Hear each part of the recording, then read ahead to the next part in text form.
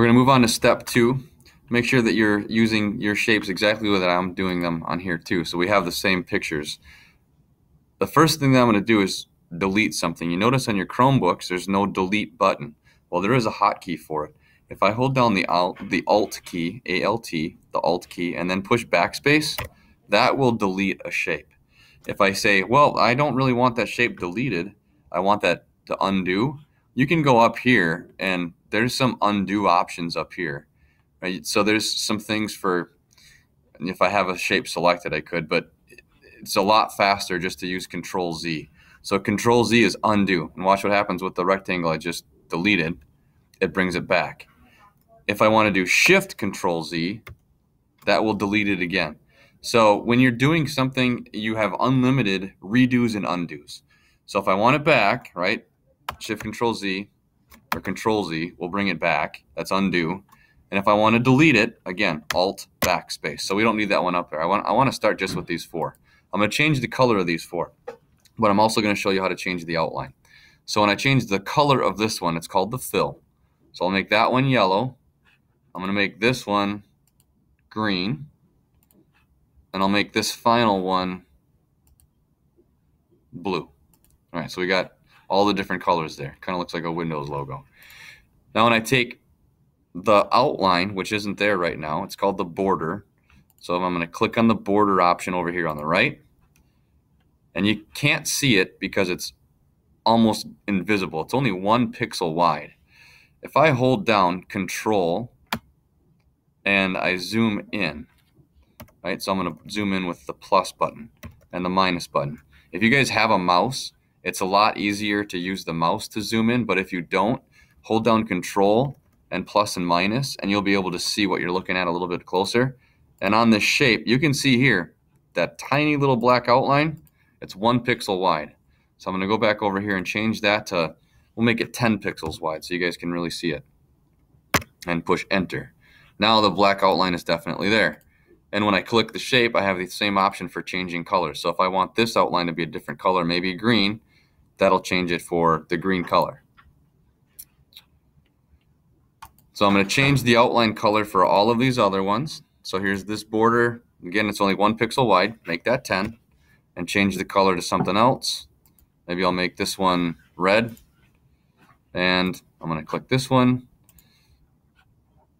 Open the border option. Change the thickness. And we'll make the color on this one. Let's see. Let's go. We'll just keep it black on that one. And this one I'm going to make it blue. So push the plus button. Change the thickness to 10 pixels. And we'll make this option the brighter blue. So now when I push again, Control minus, you can see what we've got here. So I've got 4 squares that all have different border colors. Now we're going to go over, well, let's say if I don't have the border between them, I'm going to have them all overlapping. You don't know which one's above and below anything until you actually put shapes above each other.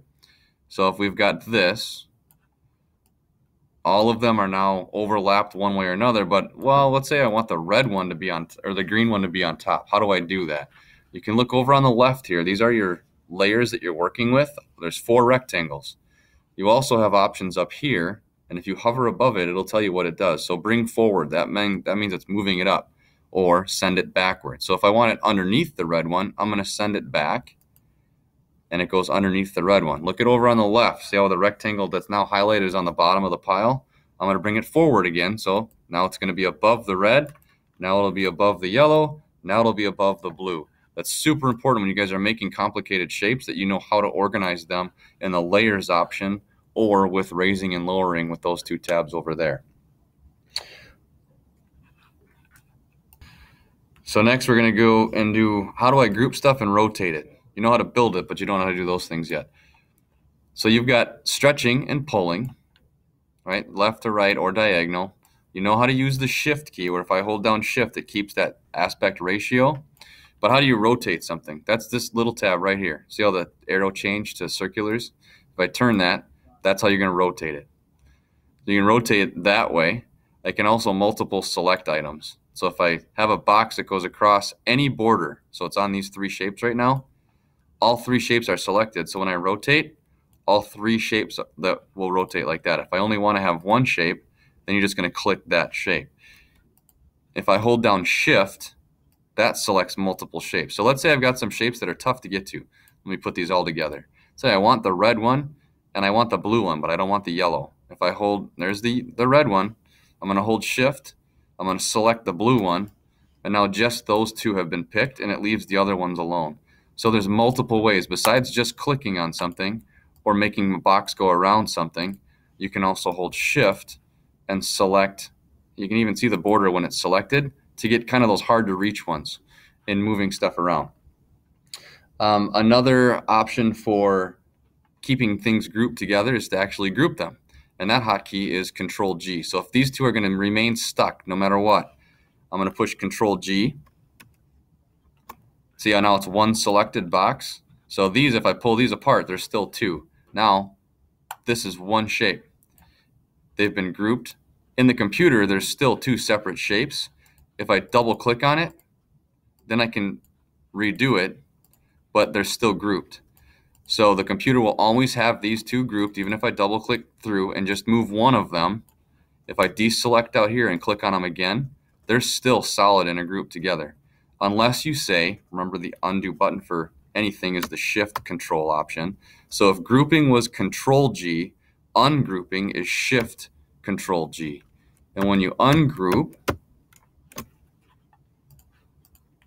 now these things will be separate again because I've done the Shift Control G to ungroup. So you guys can experiment with grouping around and getting your squares layered however you want, and then you can save this as your next step.